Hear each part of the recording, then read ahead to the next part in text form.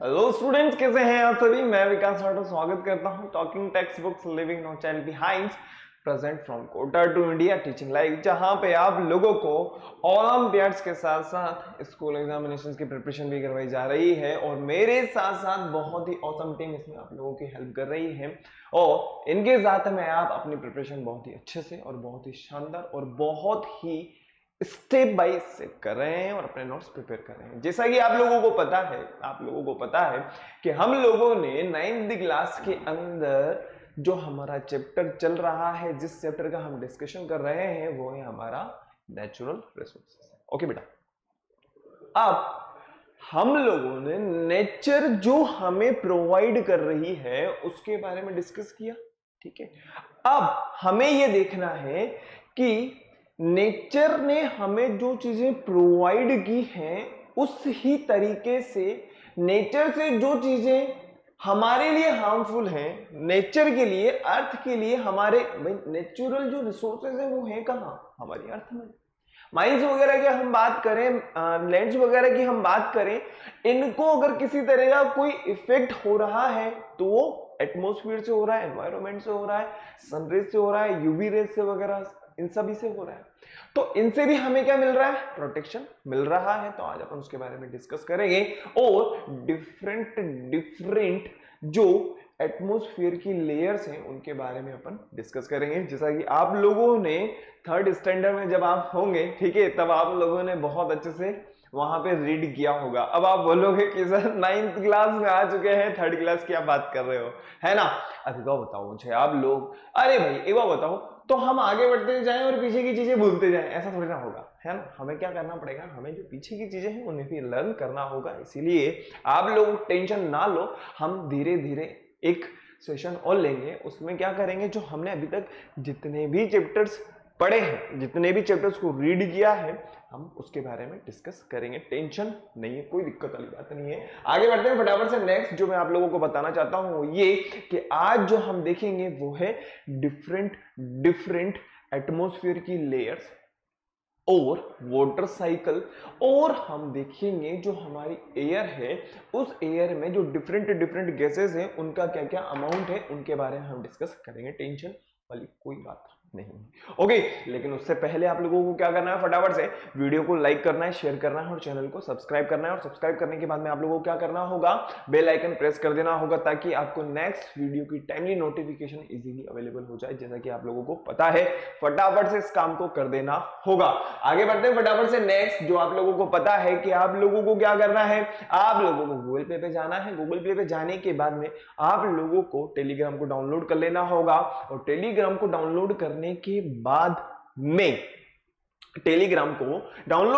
बाद में जो 9th क्लास के स्टूडेंट्स हैं उन्हें जो पाथ फॉलो करना है वो है t.me/ttb009।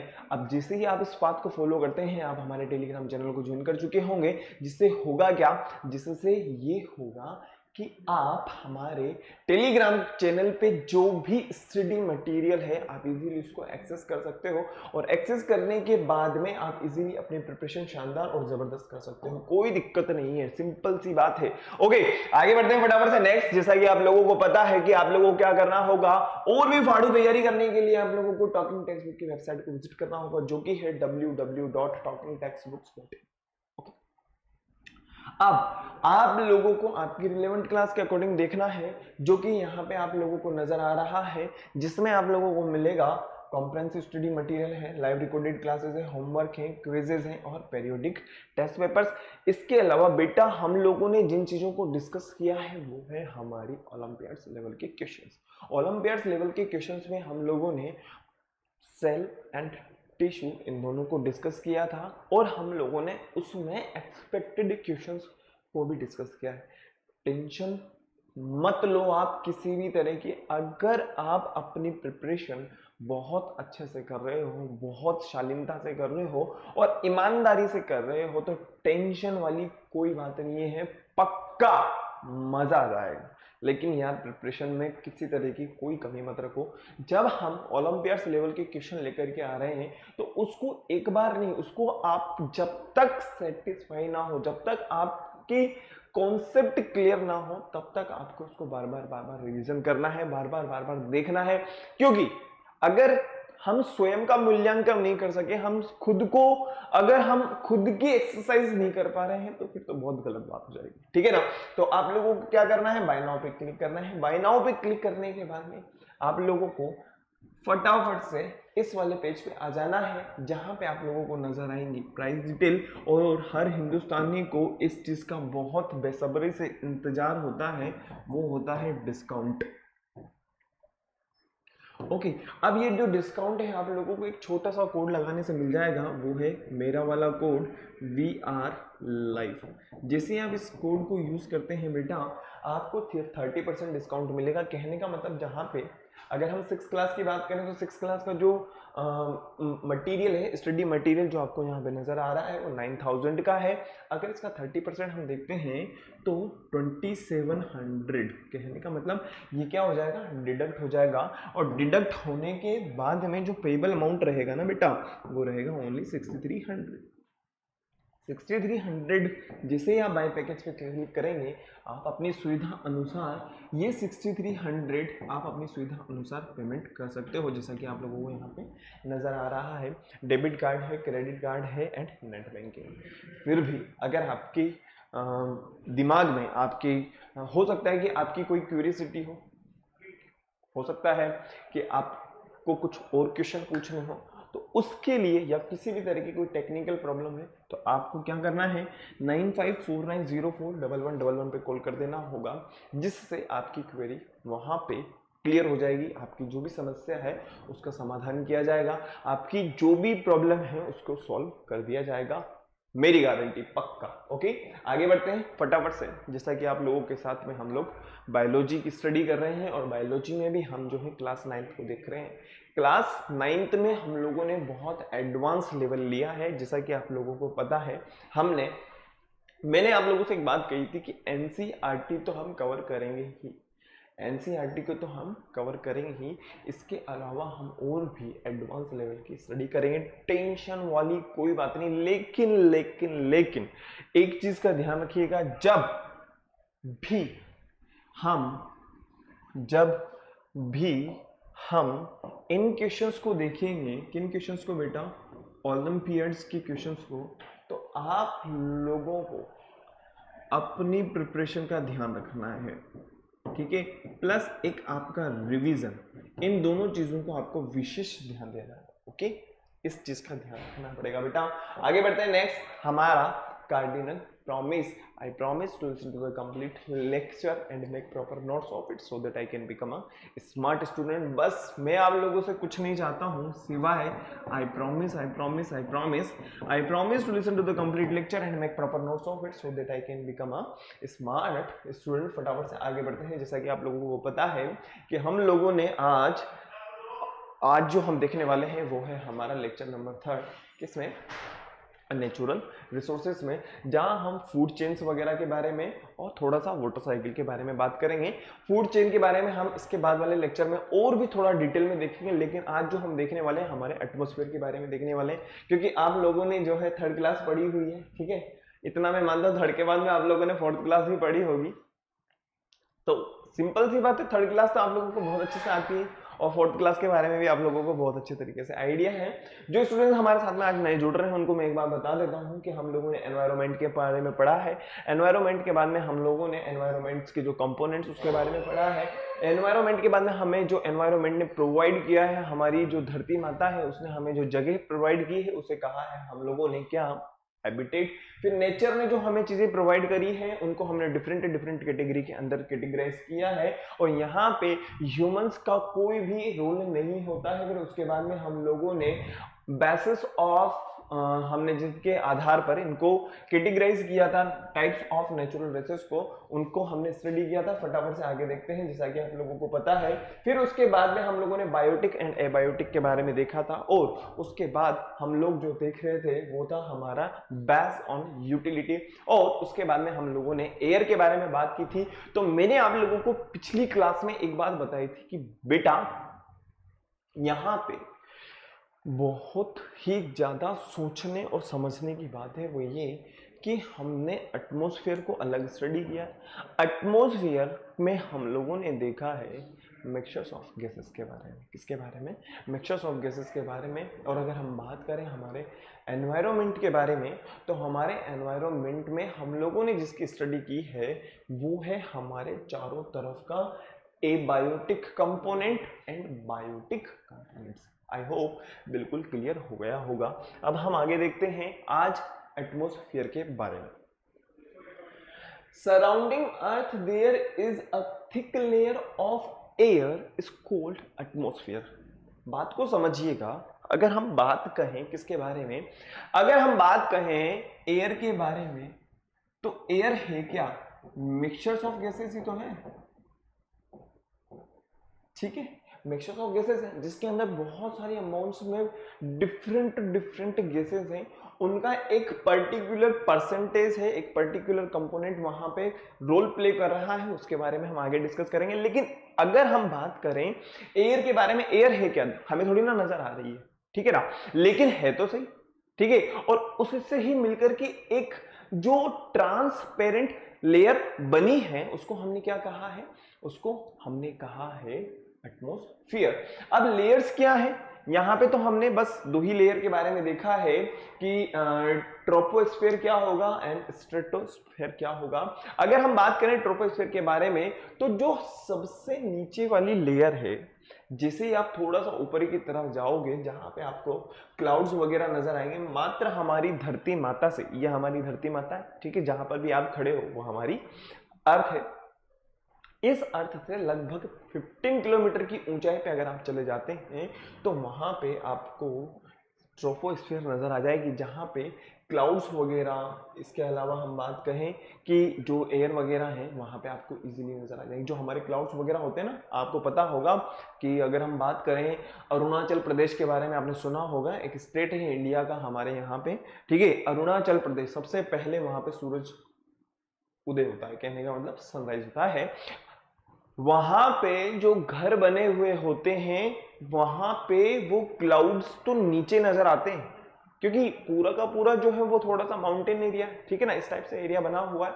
मैंने जो है ऐसा देखा है वहां पे। तो अरुणाचल प्रदेश में आप इतनी ऊंचाई पे चले जाओगे कि आपको क्लाउड्स तो नीचे नजर आएंगे। दैट मीन्स जो हमारी 15 किलोमीटर के बाद में जो ऊंचाई आएगी, जो लेयर हमें नजर आएगी, which is known as troposphere. I hope clear हो गया होगा। नेक्स्ट हम बात करें layer of atmosphere from 15 to 50 kilometre plane flies in this layer, जहां पे प्लेन वगैरह जो हैं फ्लाई हो रहे हैं। एक बार बताओ, क्लाउड्स तो यहीं पर ही रह गए, ठीक है, क्लाउड्स तो यहीं पर रह गए, लेकिन हम बात करें स्ट्रेटोस्फेयर के बारे में, जहां की क्लाइमेटिक कंडीशन, या हम एक तरीके से कहें कि जहां की जो एक तरीके से सिचुएशन है वहां की, वो एक जैसी बनी हुई है, जहां पे प्लेन्स वगैरह उड़ रहे हैं, वहां पे उस लेयर को कहा जाएगा स्ट्रेटोस्फेयर। आई होप क्लियर हो गया होगा। अब हम बात करें इनकी इंपोर्टेंस के बारे में, इंपोर्टेंस ऑफ एटमॉस्फेयर, कि एटमॉस्फेयर क्यों इंपॉर्टेंट है। अगर मान लीजिए हमारे पास में एटमॉस्फेयर नहीं होता तो उस कंडीशन में क्या होता, तो उसके बारे में अपन देखते हैं। फर्स्ट नंबर पे हम बात करें, इट हैज ऑक्सीजन, जो हमारे रेस्पिरेशन प्रोसेस में यूज हो रही है। बिल्कुल सही बात है। हमने जैसा देखा, बात को समझिएगा, हमने एक चीज देखी है, पता है क्या? हमने यहाँ पे देखा है एटमॉस्फेयर जो बना हुआ है वो किससे मिलकर के बना हुआ है? वो बना हुआ है एयर से। और एयर के बारे में अगर हम बात करें तो हमें बहुत अच्छी तरीके से पता है, क्योंकि आप लोग 3rd और 4th क्लास पढ़ करके आए हो। तो एयर क्या है? एयर जो है वो मिक्सचर्स ऑफ गैसेस है ना। अब मिक्सचर्स ऑफ गैसेस है तो सिंपल सी बात है, उसमें ऑक्सीजन होगी, और ऑक्सीजन जो है आप लोगों के लिए किस में काम आ रही है? वो काम आ रही है रेस्पिरेशन प्रोसेस के अंदर। किसके अंदर काम आ रही? रेस्पिरेशन प्रोसेस के अंदर। और रेस्पिरेशन करना तो बहुत जरूरी भाई, सांस नहीं लोगे तो कैसे काम चलेगा, ठीक है। ऐसा थोड़ी ना है कि मैं थोड़ी सी देर जो है मैं मतलब बहुत सिद्धस्त आदमी हूँ, या फिर मैं जो है अपने आप को इतना, मैंने है ना है योग कर करके अपने आप को इतना फर्टाइल कर लिया है कि अगर मान लीजिए मैं एक बार सांस लूंगा तो ही काम चल जाएगा। ऐसा तो अभी नहीं हुआ, ठीक है ना।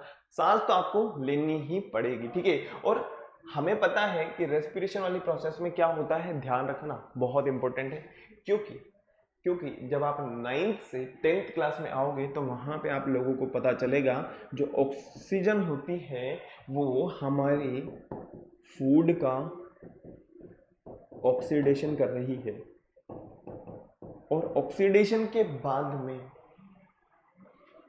हमारी बॉडी को एनर्जी प्रोवाइड हो रही है। आई होप बिल्कुल क्लियर हो गया होगा। अब नेक्स्ट हम बात करें, ये बात करी हम लोगों ने किसकी, ऑक्सीजन के बारे में। अब बात को समझना, it has carbon dioxide, carbon dioxide भी है। कार्बन डाइऑक्साइड जो है किसके काम आती है, सोच करके सोचो तो आप लोगों को पता चलेगा। आप लोगों ने 6th क्लास पढ़ी थी जहां पे एक चैप्टर आता है उसका नाम है गेटिंग टू नो प्लांट्स। देखो मैं आप लोगों को इतना तो बता दूंगा कि हाँ सर आपने जितना बोला है इसका मतलब ये है कि हमें प्रीवियस क्लासेस को भी एक बार रीड करना पड़ेगा, करना ही पड़ेगा भाई। एक बार बताओ अगर ऐसा होता तो कैसे काम चलेगा, है ना। तो कुछ ना कुछ तो नॉलेज हमें रखनी पड़ेगी। देखो आप लोगों ने 6th क्लास में एक चैप्टर पढ़ा होगा जिसका नाम था getting to know plants. Okay, मतलब आपको प्लांट्स के बारे में जानकारी दी गई थी 6th क्लास में। ओके, तो मैं ये मान के चलता हूं कि आपको प्लांट्स के बारे में बहुत ही अच्छी जानकारी होगी। अब बात को समझना, कार्बन डाइऑक्साइड जो होती है वो प्लांट्स के रेस्पिरेशन वाले प्रोसेस में हेल्प करती है। दैट मीन्स हम कह सकते हैं कि जो गैसेस एक्सचेंज हो रहा है, हम एक तरीके से कहें जो फोटोसिंथेसिस प्रोसेस हो रही है जहां पे प्लांट्स अपना फूड बना रहे हैं, किस प्रोसेस के थ्रू, फोटोसिंथेसिस प्रोसेस के थ्रू। फोटोसिंथेसिस प्रोसेस के थ्रू जो प्लांट्स हैं अपना फूड प्रिपेयर कर रहे हैं, और यहाँ पे जो इनऑर्गेनिक मॉलिक्यूल्स होते हैं, इनऑर्गेनिक मॉलिक्यूल्स कन्वर्ट हो रहे हैं ऑर्गेनिक मॉलिक्यूल्स के अंदर। अब आप कहोगे सर समझ नहीं आया। अरे बेटा अरे बेटा अरे बेटा 9th क्लास में सेल वाला चैप्टर पढ़ा था ना, और 9th क्लास में हम लोगों ने ये वाला चैप्टर पढ़ा था, तो हम लोगों ने सेल के अंदर प्लास्टिड्स पढ़े थे, और प्लास्टिड में हम लोगों ने देखा था कि जो इनऑर्गेनिक मॉलिक्यूल हैं वो ऑर्गेनिक मॉलिक्यूल के अंदर कन्वर्ट हो रहे हैं। CO2 और H2O मिलकर के C6H12O6, दैट मीन्स क्या बना रहे हैं, ग्लूकोज बना रहे हैं। देखा था हम लोगों ने, पक्का देखा था ना। तो वही चीज हम लोगों ने देख ली। तो फर्स्ट वाला आपको बिल्कुल क्लियर हो गया होगा, ऑक्सीजन कंटेन करते हैं जो हमारे काम आती है। नेक्स्ट हम बात करें इसके अलावा कार्बन डाइऑक्साइड जो प्लांट्स वगैरह के काम आ रही है। नेक्स्ट हम बात करें ओजोन, इसके बारे में शायद हम लोगों ने इससे पहले वाली क्लास के अंदर बहुत डिटेल में डिस्कस किया था कि नेचर जो है अपने आप को वापस से रिन्यू कर लेती है, अपने आप को मेंटेन कर लेती है। जैसा कि कोरोना क्राइसिस की अगर हम बात करें तो ओजोन लेयर में बहुत बड़ा होल था, उसका रिपेयरमेंट की अगर अपन बात करें तो वो रिपेयर हो चुका है। दैट मीन्स अल्ट्रावायलेट जो रेज वगैरह होती हैं उनसे अब उतना खतरा नहीं है, उतना हमारे लिए हार्मफुल नहीं है जितना पहले था। It has layer which is known as ozone, जो यूवी रेज वगैरह होती हैं उनसे हमें क्या प्रोवाइड करती है, प्रोटेक्शन प्रोवाइड करती है। लास्ट हम बात करें, it contain ozone which prevents harmful rays, जो कि क्या करती है, हार्मफुल रेज से हमें प्रोटेक्शन प्रोवाइड करती हैं। एज इट इज इसको एक बार लिख लीजिए बेटा, फिर उसके बाद में अपन आगे देखेंगे। ठीक है, बिल्कुल क्लियर हो रहा है ना, बस एक बार मुझे ये बता दीजिए आप लोग, ठीक है। क्योंकि देखो मैं आप लोगों को सिंपल सी बात बता दूं, बहुत ही ज्यादा प्यारा चैप्टर है, और प्यारे चैप्टर के साथ साथ में पूरा का पूरा थ्योरेटिकल चैप्टर है जिसे हमें समझना होगा, सीखना होगा, लर्न करना होगा। ओके, लिख लीजिए, मैं इधर आ जाता हूं ताकि आप लोगों को इधर का नजर आ जाएगा। ठीक है, हो गया।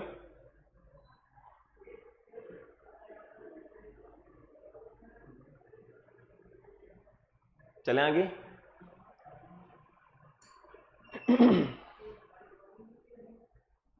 लिख लिया ना बेटा, लिख लीजिए फटाफट से। बस आप एक बार अपना मतलब आपको जिस तरीके से आपको अपने नोट्स प्रिपेयर कर रहे हैं उस हिसाब से आप लिख लीजिए, कोई दिक्कत वाली बात नहीं, ठीक है ना। आगे बढ़ते हैं नेक्स्ट।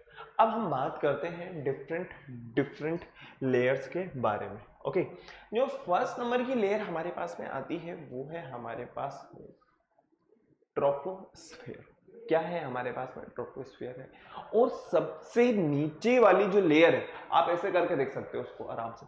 वैसे लेयर्स देखो, गैसेस तो नजर आती है नहीं, मिक्सचर ऑफ गैसेस हमें थोड़ी नजर आ रही है, एयर है, ठीक है। लेकिन जो सबसे नीचे है जहां पे क्लाउड फॉर्म हो रहे हैं उसे कहा जाता है troposphere. The troposphere start at the Earth's surface and extend 8 to 15 या 4.5 किलोमीटर high.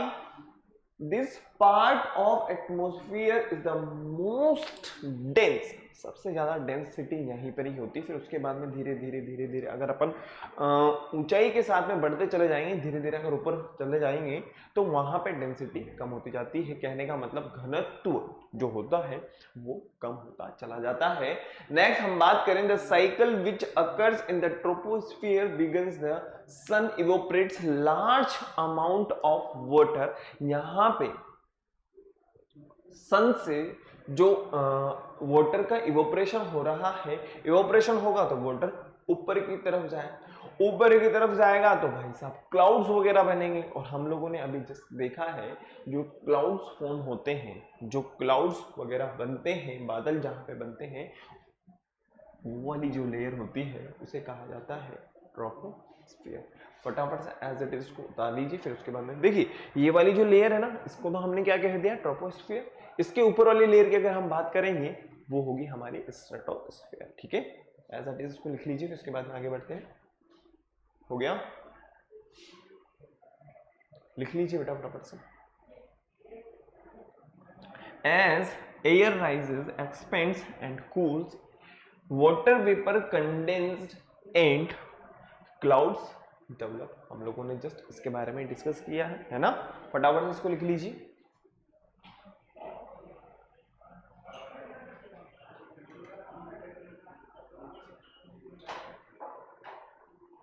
हो गया ना बेटा? लिख लिया? चले आगे। अब आगे बढ़ते हैं next.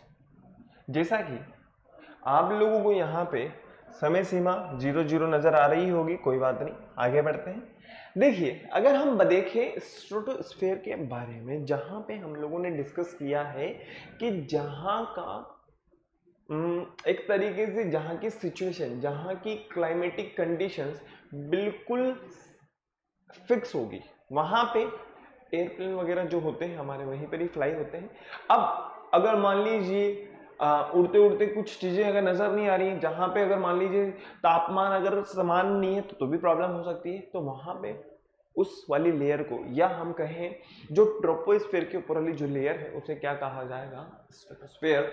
The stratosphere start just above the troposphere and extend 50 kilometre, और उसके ऊपर से 15 किलोमीटर तक तो वही है। 15 के बाद में जो उसके ऊपर और 50 किलोमीटर होगा उसे कहा जाएगा stratosphere. The ozone layer which absorbs and scatters the solar ultraviolet radiations in this layer। बहुत इंपॉर्टेंट बात है, बहुत ही ज्यादा इंपॉर्टेंट बात है कि this layer absorbs and scatters the ultraviolet radiations। Learn करना है बेटा, लिखना है एज इट इज, कहीं पर भी रेड पेन से इसको लिख लीजिए। नेक्स्ट हम बात करें the ozone layer is found in stratosphere, जो कि क्या करेगी? अल्ट्रावायलेट रेज से हमें प्रोटेक्शन प्रोवाइड करेगी। The stratosphere is a layer of earth atmosphere. Stratosphere को और क्या कहा गया है? अर्थ एटमॉस्फेयर, जो अर्थ को अल्ट्रावायलेट रेज से बचा रही है। अब इसके पीछे का लॉजिक को समझिए। इसके पीछे जो लॉजिक है वो ये है, बात को समझिएगा, कि अगर मान लीजिए अल्ट्रावायलेट रेज अगर डायरेक्टली अर्थ में आएंगी तो क्या होगा, यहाँ का जो टेम्परेचर है ना वो इंक्रीज होगा। अगर वो इंक्रीज होगा तो हमारे लिए ऑर्गेनिजम्स के लिए कहीं ना कहीं संकट की बात है। इसीलिए the stratosphere is a layer of earth atmosphere. It is the second layer of the atmosphere. As you and I go upward, the troposphere, the lowest layer, is right below the stratosphere. फटाफट से as it is को लिख लीजिए, फिर इसके बाद में जो हमारी थर्ड नंबर की लेयर है उसके बारे में हम डिस्कस करेंगे। लिख लीजिए बेटा फटाफट से, मैं पानी पी लेता हूं जब तक।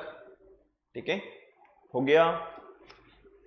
एक मिनट शायद आप लोगों के लिए यहाँ पे समय सीमा भी होनी चाहिए, मेरे को जहां तक लगता है।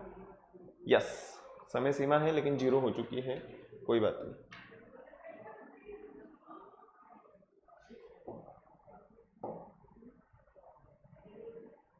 कोई बात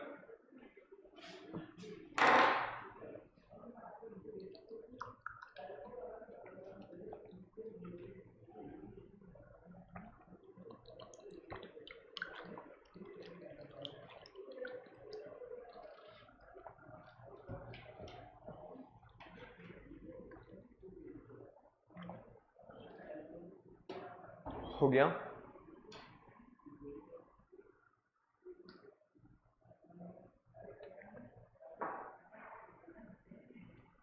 चले आगे, चलिए आगे बढ़ते हैं। नेक्स्ट मेसोस्फीयर के बारे में हम बात करें। The mesosphere start just about the stratosphere. देखिए ये एक के ऊपर इस तरीके से है जो कहीं ना कहीं अपना कोई ना कोई इंपॉर्टेंट रोल प्ले कर रही है।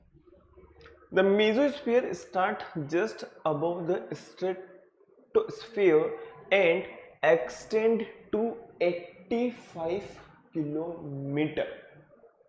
जस्ट उसके ऊपर वाली जो लेयर है उसके ऊपर का जो 85 किलोमीटर का जो एरिया है वो किसके नाम है, मेसोस्फीयर के नाम है। The mesosphere is a layer of earth atmosphere. The mesosphere is directly above the stratosphere and below the thermosphere. That means अगर हम इसके बाद वाली जो लेयर की बात करें तो वो क्या होगी, थर्मोस्फीयर होगी। अगर हम बात करते हैं कहां से लेके कहां तक, 50 टू 85 किलोमीटर हम लोगों ने जस्ट से पहले जो देखा था उसके बारे में हम लोगों ने पढ़ लिया। अब हम बात करें इसके पास में कौन कौन सी जो गैसेस हैं वो हैं नाइट्रोजन, कितना परसेंट है उसका, 78 लगभग। नेक्स्ट हम बात करें ऑक्सीजन 21% जैसा कि हम लोग बोलते हैं। ऑर्गन की अगर हम बात करें वो कितना है 0.93%। एंड लास्ट हम बात करें carbon dioxide and other gases के बारे में तो 0.03% के लगभग हमारे पास में अवेलेबल है, मतलब इस वाली लेयर में अवेलेबल है। एज इट इज इसको आप कॉपी कर लीजिए। उसके बाद आगे बढ़ते हैं मेसोस्फीयर के बाद में नेक्स्ट जो लेयर है यहाँ पे आप लोगों को नजर आ रही है वो है हमारी थर्मोस्फीयर।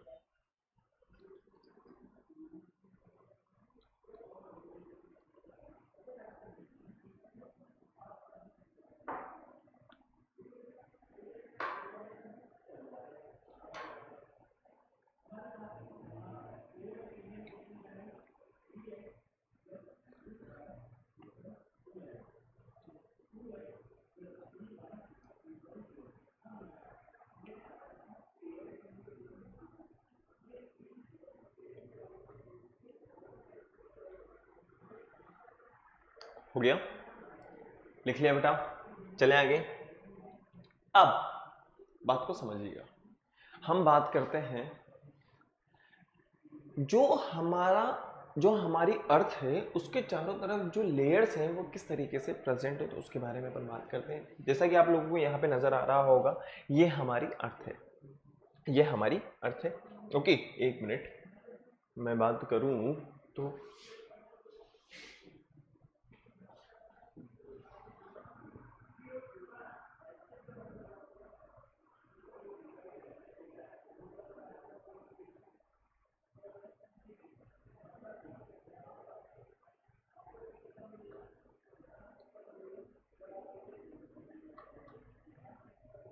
अगर हम बात करें द अर्थ एटमोस्फियर के बारे में, तो आप लोगों को पता है कि जस्ट हम लोगों ने अभी अर्थ से ऊपर वाली लेयर की अगर हम बात करते हैं तो आप लोगों को यहाँ पे नजर आ रहा होगा, जैसा कि फर्स्ट नंबर पे जो हमारे पास में लेयर है वो है हमारे पास में ट्रोपोस्फियर।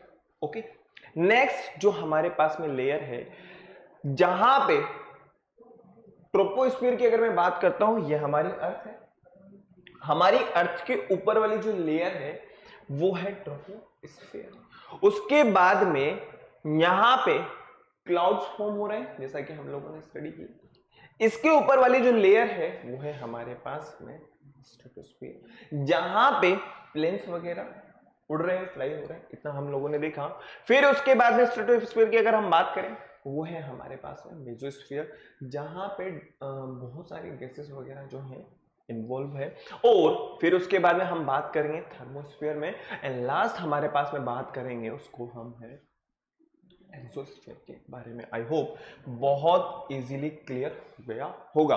देखिए अब जो नेक्स्ट हमारे पास में लेयर आती है वो है हमारे पास में बेटा थर्मोस्फीयर, जैसा कि हम लोगों ने अभी थोड़ी देर पहले स्टडी की थी। तो thermosphere starts just below, just above the mesosphere and extend 600 kilometre. कितने तक जाएगी? 600 किलोमीटर तक जाएगी। और अगर हम बात करें सबसे इंपॉर्टेंट बात, वो ये absorbing small amount solar energy can significantly increase the air temperature and making the thermosphere the hottest layer in the atmosphere। कहने का मतलब ये है कि जो सोलर एनर्जी है इसको एब्जॉर्ब करने का काम कर रही है हमारी कौन सी वाली लेयर? वो है हमारी thermosphere layer. The thermosphere is very high above the earth and is described by the increase in temperature with altitude, the density of air extremely low, जैसा कि हम लोगों ने अभी जस्ट स्टडी की थी कि जो सबसे ज्यादा डेंस जो है, जो सबसे ज्यादा डेंस लेयर है वो है कौन सी? ट्रोपोस्फियर। ओके, फटाफट से देखिए, तो इसके बाद में आगे बढ़ते हैं। लिख लीजिए बेटा फटाफट से इसको। हो गया? लिख लीजिए फटाफट से। The thermosphere is a layer of Earth's atmosphere directly above the mesosphere and below the exosphere। Last होगी हमारी एक्सोस्फीयर, जो बहुत जैसा कि हम लोगों ने देखा सोलर एनर्जी और रेडिएशंस वगैरह को भी एब्जॉर्ब करने का काम करी। अब अगर मान लीजिए ये एब्जॉर्ब कर रही तो कहीं ना कहीं हमारी अर्थ को प्रोटेक्शन मिल रहा है। हमारी अर्थ का जो टेम्परेचर है वो कहीं ना कहीं इफेक्ट हो रहा है। अगर मान लीजिए इतनी सारी लेयर्स वगैरह नहीं होती, ये सब नहीं होती, तो यहाँ का जो टेम्परेचर होता ह्यूमंस बीइंग के लिए, जितने भी लिविंग ऑर्गेनिजम्स हैं, शायद मे बी पॉसिबल कि ऐसी संभावना बनती कि हम सर्वाइव नहीं कर सकते थे, ठीक है ना। लेकिन जिस तरीके से हमारी जो लेयर्स हैं वो हमारी अर्थ को तो प्रोटेक्शन प्रोवाइड कर ही रही है, साथ में हमें भी प्रोटेक्शन प्रोवाइड कर रही है। नहीं तो कितनी सारी डिजीज हो सकती थी, हार्मफुल स्किन डिजीज हो सकती है, ठीक है। इसके अलावा हम लोगों ने देखा है कि अगर मान लीजिए अल्ट्रावायलेट रेज जो हैं बहुत ज़्यादा हार्मफुल होती हैं, जिनकी वजह से कैंसर वगैरह इस टाइप से जो डिजीज है वो हो जाती है। एज इट इज इसको लिख लीजिए, उसके बाद में बढ़ते हैं। हो गया?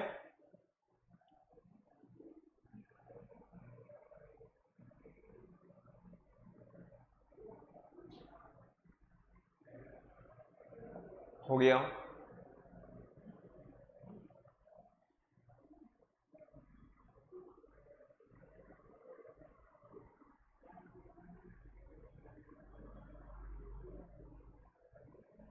हो गया क्या बेटा? चले आगे, चलिए नेक्स्ट आगे देखते हैं। नेक्स्ट एक्सोस्फीयर की अगर हम बात करें तो ये है हमारी सबसे last sphere. This is the upper limit, सबसे ऊपर वाली है जो हमारे एटमॉस्फेयर में प्रेजेंट है।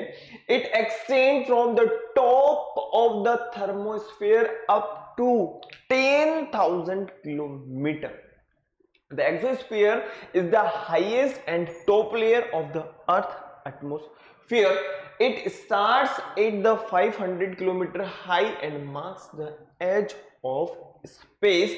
अगर हम बात करें, there are very few molecule in this layer. This means that it has a life test atmospheric gases such as hydrogen, helium, carbon dioxide and atomic oxygen. अगर हम बात करें सबसे इंपॉर्टेंट फंक्शन के बारे में, although the exosphere is the most distance layer, सबसे ऊपर वाली लेयर है हमारी, लेकिन इसका काम क्या है? अरे भाई, that is the planet first lines the defence against the sun's rays. It also the first layer to come into contact and protect the earth, जो हमें प्रोटेक्शन तो प्रोवाइड कर रही है और जो भी हमारे प्लैनेट्स वगैरह हैं यहीं पर ही प्रेजेंट है. It function to act as a transitional medium to the ozone, to a zone under the influence of gravity. Okay, next helps the atoms from the atmosphere outer space. Unlike other atmospheric layers, it is the only layer atmosphere that definite shape. हम लोगों ने सभी layers को अर्थ के चारों तरफ देखा. हर layer का कुछ ना कुछ, कोई ना कोई बहुत ही ज्यादा महत्वपूर्ण काम है, और हम लोगों ने इन सब लेयर्स के बारे में थर्ड और फोर्थ क्लास में भी पढ़ा हुआ है. एक बार आप लोगों के लिए 9th क्लास में भी आ गया है. फटाफट से इसको लिख लीजिए, फिर उसके बाद में आगे बढ़ते हैं.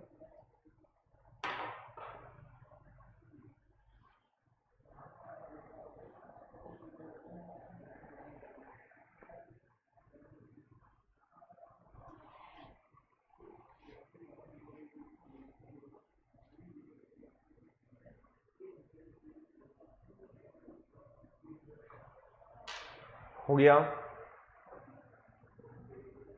चलें आगे. एक्सोस्फीयर के बाद में हम अब बात करते हैं रोल ऑफ एयर या एटमॉस्फेयर के बारे में. तो हम लोगों ने एटमॉस्फेयर की स्टडी की है, हम लोगों ने डिफरेंट लेयर्स की स्टडी की है. अब हम बात करते हैं कि क्या रोल है, क्या इंपॉर्टेंट फंक्शन है जो हमें हमारी लेयर्स से या हमारी गैसेस वगैरह से मिल रहा है, हमारे एयर वगैरह से मिल रहा है. It acts as a medium for movement of insect and birds. बिल्कुल सही बात है, बिना एयर के या बिना गैसेस के कोई मूवमेंट नहीं हो सकता. नेक्स्ट हम बात करें, it protects the life on earth from harmful ultraviolet rays. जैसा कि आप लोगों को मैंने बताया था, जो ओजोन लेयर है वो क्या कर रही है? अल्ट्रावायलेट रेज यानी कि यूवी रेज से क्या कर रही है? उनको प्रोटेक्शन प्रोवाइड कर रही है. It is a source of oxygen, carbon dioxide, nitrogen required for various metabolic activities of living beings. It helps in dispersal, कहने का मतलब फैलना. It helps in dispersal of spore and pollen grain. भाई जो plants हैं उनमें जो reproduction वाली प्रोसेस हो रही है, तो वो कहीं ना कहीं हमारा जो एटमॉस्फेरिक कंडीशंस हैं वो भी कहीं ना कहीं हेल्प कर रहे हैं. It maintain temperature on earth required for life. हमारे लिए किस चीज की जरूरत है? हमारे को किस गैस की रिक्वायरमेंट होती है? हमें ऑक्सीजन की रिक्वायरमेंट बहुत ज्यादा है. ऑक्सीजन के बिना हमारा काम नहीं चल सकता. It transmits sounds for communication. आप लोगों को पता है, साइंस पढ़ते हैं हम लोग, तो साउंड को किसकी जरूरत है? मीडियम की रिक्वायरमेंट. वो मीडियम कौन प्रोवाइड कर रहा है? हमारा एटमॉस्फेयर को. अदरवाइज हम सुन ही नहीं सकते. ठीक है. नेक्स्ट हम बात करें, जैसा कि जो रेडियोस वगैरह होते हैं, रेडिएशंस वगैरह होते हैं, उनको रिफ्लेक्ट करने का काम भी किसका होता है? हमारे एटमॉस्फेयर का ही होता है, जो हमारे अर्थ तक नहीं पहुंचने देता है, और उसकी वजह से जो हार्मफुल इफेक्ट्स हैं वो हमारी अर्थ को नहीं झेलने होते हैं। नेक्स्ट हम बात करें जो यूकेरियोटिक सेल्स वगैरह हैं, कहने का मतलब जो अगर यूकेरियोटिक सेल ऑर्गेनिज्म, सेल हमने पढ़ा है हम क्या है यूकेरियोटिक ऑर्गेनिजम्स के अंदर काउंट किए जाते हैं, तो हमारे लिए जो हमारा एटमॉस्फेयर है बहुत इंपॉर्टेंट रोल प्ले कर रहा है, और उसमें जो डिफरेंट गैसेस हैं, डिफरेंट जो गैसेस हैं वो कहीं ना कहीं किसी ना किसी ऑर्गेनिज्म के लिए बहुत इंपॉर्टेंट है। हमारे लिए ऑक्सीजन है, प्लांट्स के लिए कार्बन डाइऑक्साइड हो जाएगा। क्लियर, आगे बढ़ते हैं। Next, the role of atmosphere in climatic control, जो क्लाइमेट्स को कंट्रोल करने का काम कर रहा है हमारा एटमॉस्फेयर। अब कैसे कंट्रोल कर रहा है, जैसा कि हम लोगों ने देखा है स्टार्टिंग से कि जो सन है हमारा, ये सारी की सारी प्रोसेस को क्या कर रहा है, चला रहा है। मतलब एक तरीके से हम कहें जो कंट्रोलर है एक तरीके से, तो कंट्रोलर है कौन, कंट्रोलर तो हमारा सन ही है जो सारी की सारी एक्टिविटीज को कर रहा है। एक तरीके से हीट वगैरह हमें चाहिए तो हम कहीं ना कहीं किसके ऊपर डिपेंड है, सन के ऊपर ही तो डिपेंड है। अब यहां से जो सोलर रेडिएशंस वगैरह हैं या जो भी एक तरीके से जो हम कहें कि जो हमारी अर्थ के लिए हार्मफुल रेडिएशंस वगैरह हैं, तो उनको एक्सेप्ट करने का काम या उनसे डिफेंस का काम हमारे किसका काम होगा, हमारे एटमॉस्फेयर का काम होगा। ओके, और यहां पे जो अर्थ पे जितने भी लिविंग ऑर्गेनिजम्स रह रहे हैं उनको प्रोटेक्शन कौन प्रोवाइड कर रहा है, हमारा एटमॉस्फेयर। और साथ में हमारी जो क्लाइमेटिक कंडीशंस हैं उनको भी प्रोटेक्शन मिल रहा है। Climate is an average weather of an area. आप लोगों को पता होगा, आप लोगों ने 7th क्लास पढ़ी है। 7th क्लास के अंदर बायोलॉजी में एक चैप्टर आता है जिसका नाम है वेदर, क्लाइमेट एंड अडेप्टेशन। ठीक है, वेदर जो होता है वो कभी भी चेंज हो जाता है। ठीक है, अभी कड़क धूप निकल रही है, एकदम से बादल हो गए, एकदम से हवाएं चलने लगी, फिर बारिश हो गई, बारिश के बाद में फिर एकदम से क्या हुआ, कड़क धूप निकल गई। दैट मीन्स वो वेदर है, मौसम है, कभी भी चेंज हो सकता है। आप कह नहीं सकते कि कैसा मौसम रहेगा। एक अनुमान, एक प्रिडिक्शन हम कर सकते हैं कि हाँ बारिश होगी, लेकिन वेदर कभी भी चेंज हो सकता है। लेकिन अगर हम बात कहें क्लाइमेट के बारे में, तो क्लाइमेट 1 साल 2 साल 3 साल का काम नहीं है। क्लाइमेट जो है लगभग 25 से 30 साल का जो एवरेज उस पर्टिकुलर प्लेस का निकल करके आया है उसे कहा जाता है क्लाइमेट। ओके, क्लाइमेट वहां का एक बार फिक्स होने के बाद में सेम सिचुएशन चलती रहती है। हो सकता है कि आगे पीछे हो जाए। ठीक है, हमने कहा कि यार इस टाइम पे बारिश होगी, लेकिन हो सकता है कि थोड़े टाइम बाद हो, थोड़े टाइम से पहले हो जाए, लेकिन हाँ होगा। टेम्परेचर, जो टेम्परेचर है, लाइट है, ह्यूमिडिटी है, ये सब फैक्टर्स हैं किसके, क्लाइमेट्स के। Factors that determine the climate of an area. जैसा कि हम लोगों ने देखा कि यार यहाँ पे जो है यहाँ का टेम्परेचर कैसा है, यहाँ ह्यूमिडिटी कैसी है, यहाँ पे ज्यादा ह्यूमिडिटी है या कम ह्यूमिडिटी है, यहाँ गर्मी ज्यादा हो रही है। तो ये सारे के सारे हम एक तरीके से ये स्केल्स हैं, एक हमारे पास में प्राइमरी सोर्सेज हैं। जब हम किसी भी जगह का या किसी भी पर्टिकुलर प्लेस का एक क्लाइमेट डिसाइड करते हैं। Okay, it acts like a blanket covering the whole earth. बिल्कुल सही बात है, हमारी अर्थ के चारों तरफ जो हमारा एटमॉस्फेयर है वो क्या कर रहा है, वो कर रहा है एज अ ब्लैंकेट की तरह वर्क। नेक्स्ट हम बात करें, it act as best conductor of heat, thus prevents the sudden increase the temperature during the days as well as down the escape of the heat into the space during heat. अब एक और बताइए, अगर हमारे अर्थ का temperature अगर increase हो रहा है तो रात के टाइम पे ऐसी थोड़ा ना है कि कम नहीं हुआ।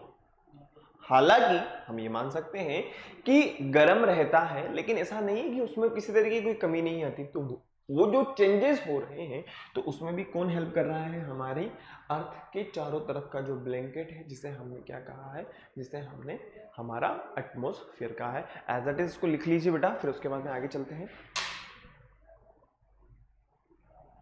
आई होप आप लोगों को आज एटमॉस्फेयर की जो भी लेयर्स हैं, जितनी भी लेयर्स हैं वो क्लियर हो गई होंगी। सब लेयर का एक इम्पोर्टेंट फंक्शन है, एक इम्पोर्टेंट वर्क है, उसे आप लोगों को देखना है। ओके, और इसके बाद की जो हम बात करेंगे वो हम नेक्स्ट क्लास में देखेंगे, जहां पे हम लोग वाटर साइकिल, इसके अलावा फूड चेन, इन सब के बारे में बात करेंगे। क्योंकि देखिए, नेचुरल रिसोर्सेज के बारे में बात करी, नेचुरल रिसोर्सेज के बाद में हम लोगों ने हमारे एटमॉस्फेयर के बारे में बात करी, एटमॉस्फेयर के बाद में जो ह्यूमन बीइंग यहाँ पे रह रहे हैं वो किस तरीके से सर्वाइव कर रहे हैं उसके बारे में अपन डिस्कस करेंगे। ओके, तो आप लोगों को क्या करना है बेटा, आप लोगों को वीडियो को लाइक करना है, शेयर करना है, चैनल को सब्सक्राइब करना है, और सब्सक्राइब करने के बाद में आप लोगों को बेल आइकन प्रेस कर देना होगा ताकि आपको नेक्स्ट वीडियो की टाइमली नोटिफिकेशन इजीली अवेलेबल हो जाए। और आप लोगों को एक सबसे इंपॉर्टेंट काम हो ये कि आप लोगों को फूड चेन के बारे में कहने का मतलब ये है कि न्यूट्रिएंट्स लिविंग ऑर्गेनिजम्स में किस किस फॉर्म में होता है, ये आपको थोड़ा सा स्टडी करना है, क्योंकि हम उसके बारे में नेक्स्ट क्लास में स्टडी करेंगे। ओके, मिलते हैं नेक्स्ट क्लास में। Thank you very much.